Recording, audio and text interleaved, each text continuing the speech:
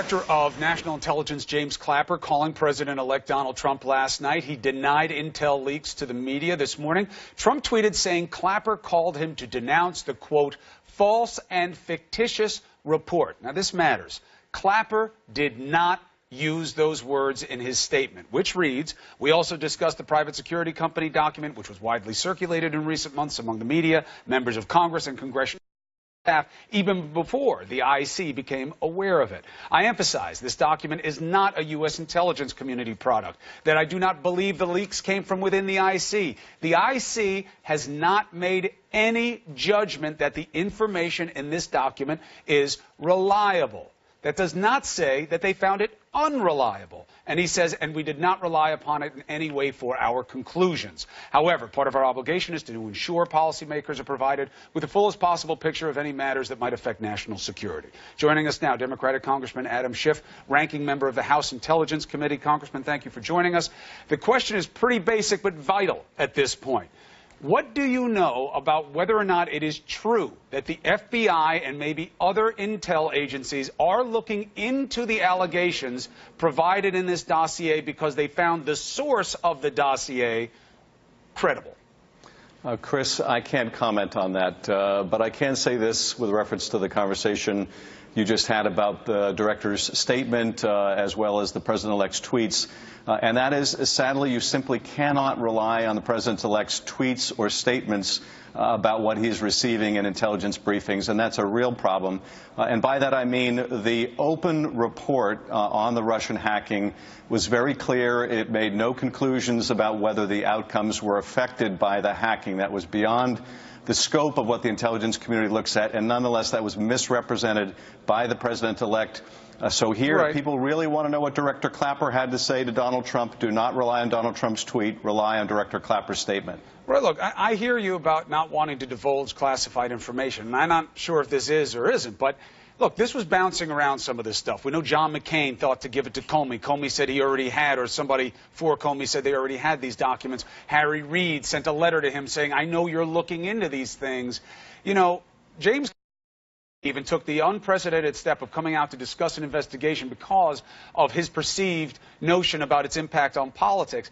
This situation is starting to move in that direction where the president-elect is giving one version of events that do not meet up with our reporting and the reckoning even of, it seems, the Director of National Intelligence. Are you sure that you can't confirm that these allegations are being looked into?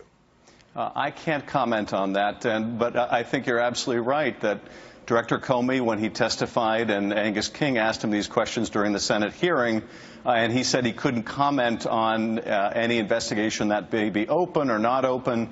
That cannot be squared with his conduct during the whole investigation of the Hillary Clinton emails.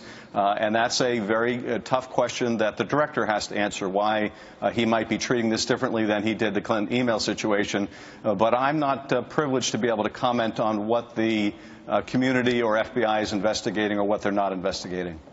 All right. So this relationship between the president-elect and the intel community, Clapper, you know, obviously the president could put his own people in charge of these intel community agencies. What is your concern going forward?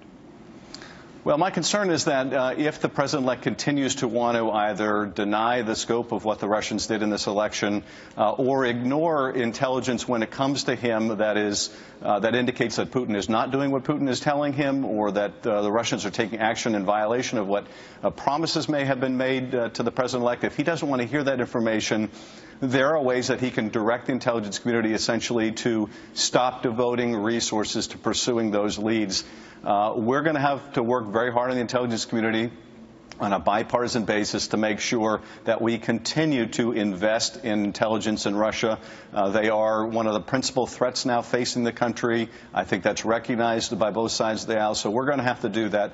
One other I would make, Chris, and that is, while I can't comment on what the intelligence community, FBI, may or may not investigate, I can tell you what I think Congress ought to investigate. And I think in the most nonpartisan way, and ideally through an independent commission along with a joint congressional investigation, We ought to follow the evidence of what the Russians did across all of their platforms of cyber malevolence and non-cyber malevolence to interfere and to influence our election. Now, they have used a variety of techniques here in the U.S. and in Europe. Those include hacking, blackmail, extortion, you name it. And if any of those things are implicated here, we ought to investigate them, and we ought to follow the facts wherever they lead. Obamacare, first step taken in the Senate. Obviously, the American audience is getting a introduction into the legislative process, because even though it seems like these votes could be dispositive, they're all just little steps along the way. What is the Democrats' disposition right now to what the possible is here? Do you think you can save the ACA? Is the word to just oppose so that you don't have to own whatever happens? Or is there a good faith interest in working with the Republicans to salvage what you can and maybe improve what needs improving? I think that we can save the ACA, and I think we can save it because, frankly, it's done a lot of good, and the Republicans have no idea what to do.